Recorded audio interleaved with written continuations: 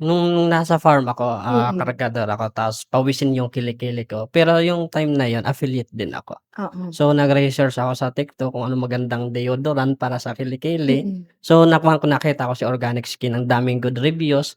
So, yun ang tinry ko ng 1 month. So, unti-unti nawala nakontrol yung pagpapawis ng kilikili ko and then pumuti. So, ibinenta ko din siya, di ko alam dun din ako Ang papaldo. galing. First commission ko kay Organic, ayan. First day kay Organic. Mm. Siguro 6 digit. Grabe! Grabe Diba? yung 6 Paldo! digit! Paldong-paldo! Grabe, no? 19 hours lang ata yun. 19 hours. 19 hours pala. Kulang pa ng mga 6 hours yun, boy. Pati siya na speechless! ayaw niya i-share, no? Humble lang. Humble lang siya. Wala pa lang. Yes, pero grabe, ang galing, no? Talagang may pera sa pagiging affiliate. Yeah, actually.